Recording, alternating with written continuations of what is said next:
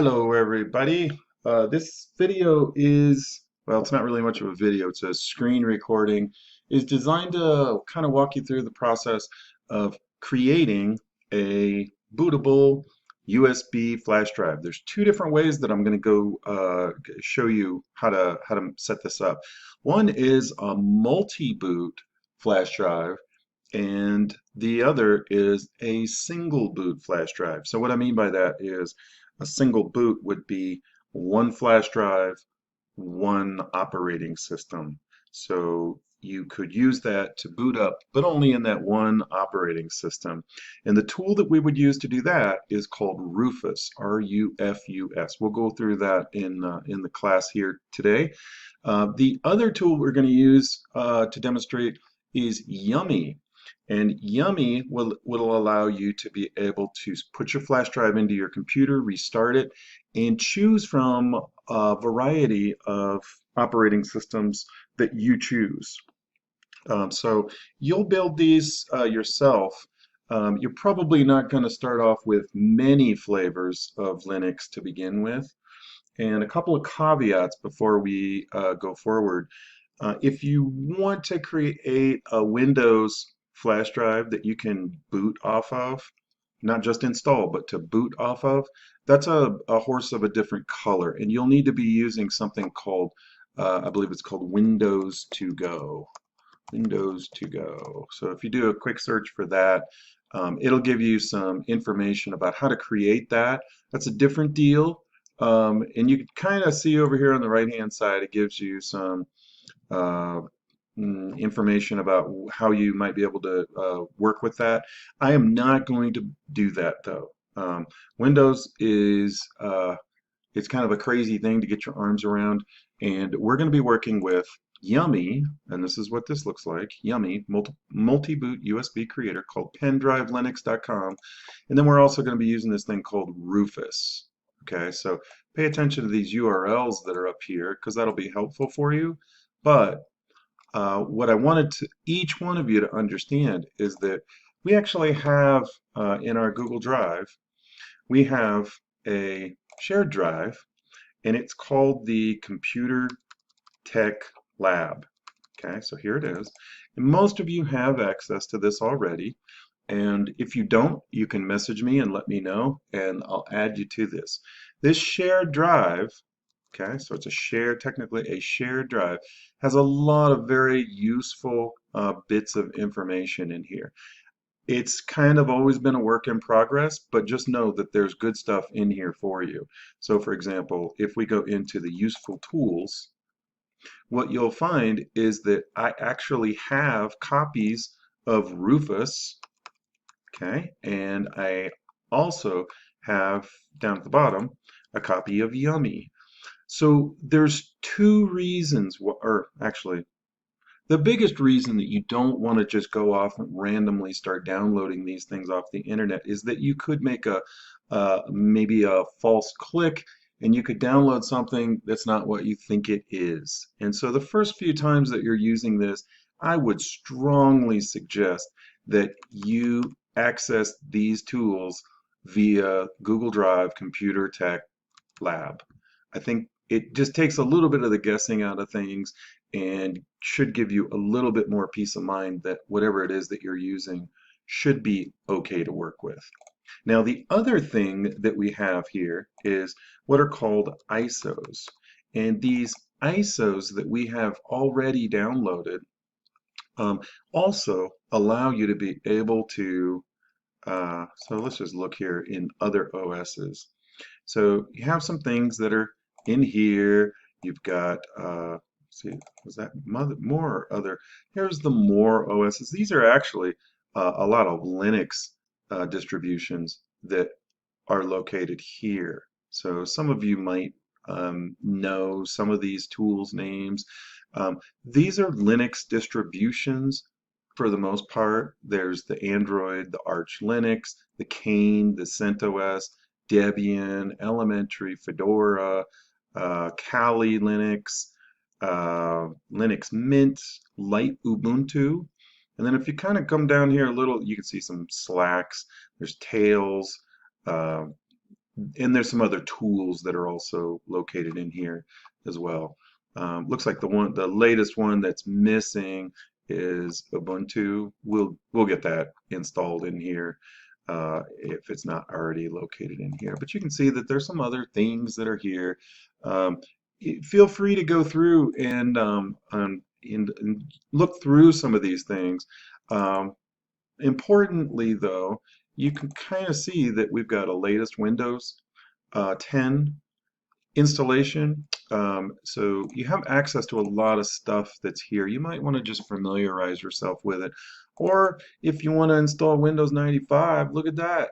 Boom, there's even some instructions that go along with it. Um, I wouldn't do that, but anyway. Okay, so let's actually kind of roll forward with this whole creating a bootable flash drive. So the first thing we're going to need to do is make sure that we have Rufus on, or yeah, let's start off with Rufus, so that we have Rufus installed on our computer. So if I go to Useful Tools and I come here, find Rufus, I right click on it, and I choose to download it. So this is going to put it onto my computer. There's other ways to do this. If you're using Google Drive file stream, it's much easier. You'll see that here in a second. So here's my Rufus. Okay, I've already downloaded it a couple times here. But if I launch that, it's going to just run. So it's just an executable file, and there's not a lot going on here. Here's we'll just start at the top. If you get confused, you can always go here. There's some instructions. I'm just going to show you this. It automatically finds my 32 gigabyte flash drive.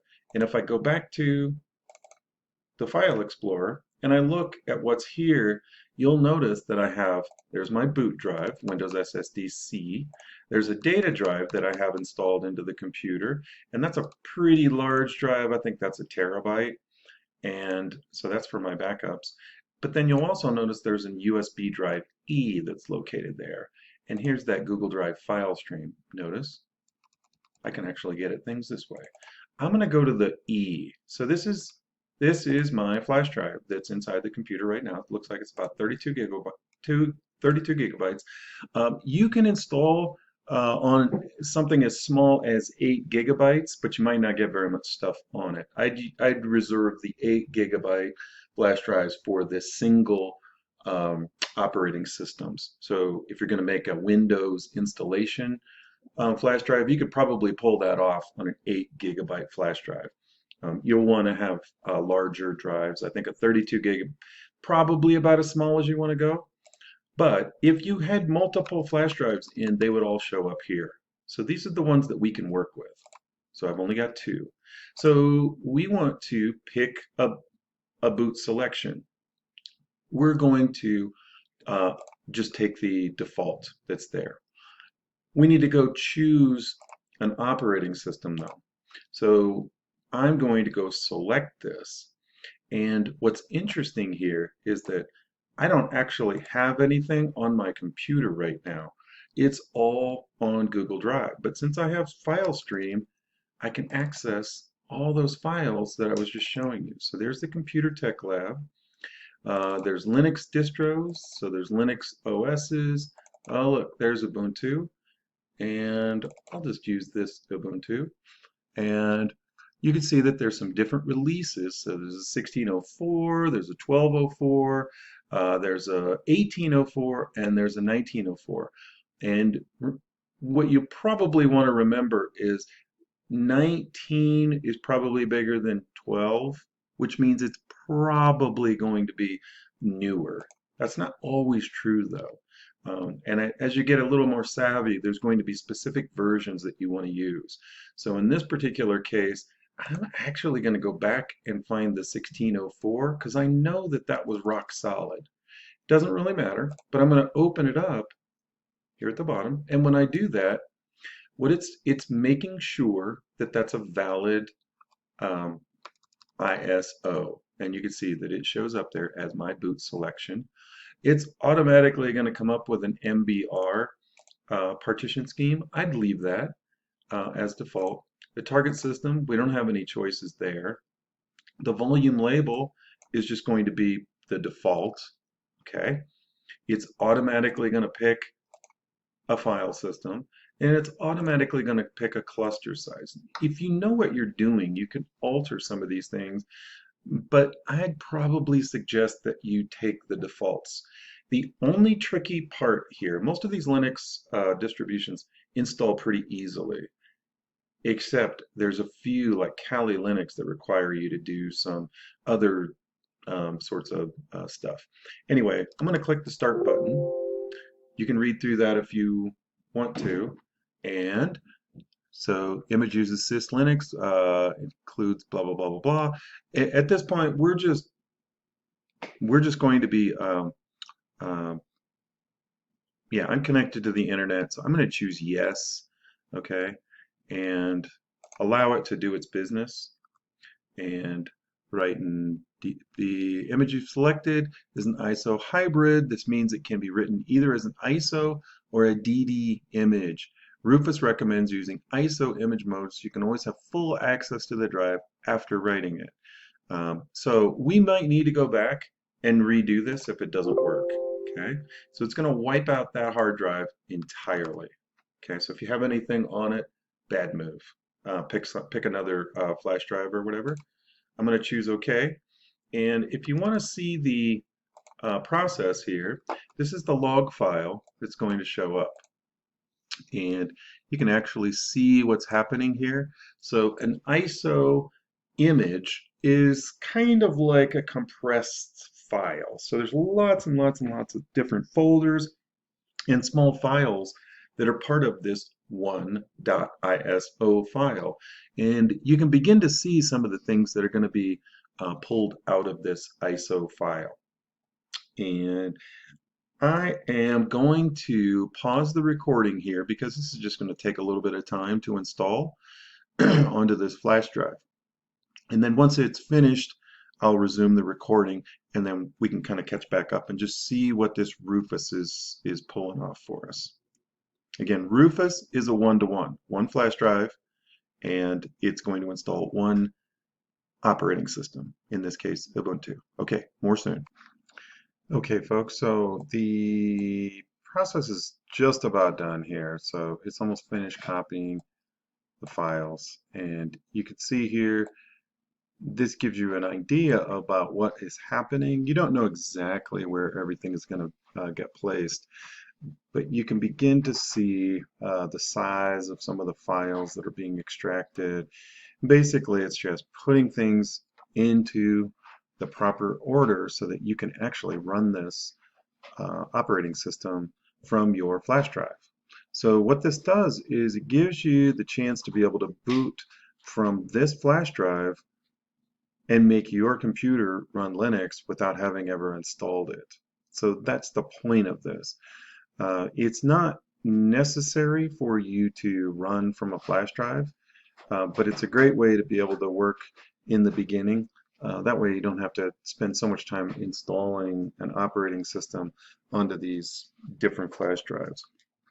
So anyway, this is just about done here. I'm going to set up a separate video for actually using the tool.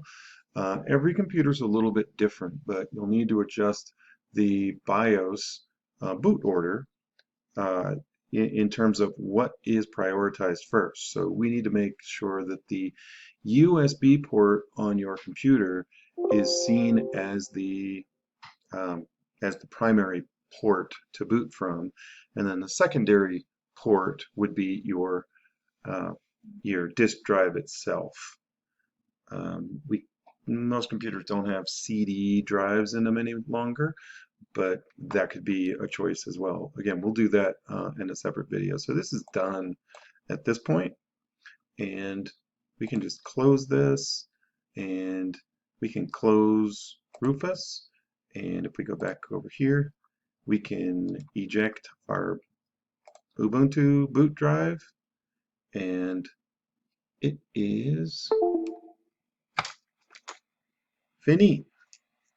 Okay, so I'm going to set up a separate video for the Yummy, for the pen drive Linux.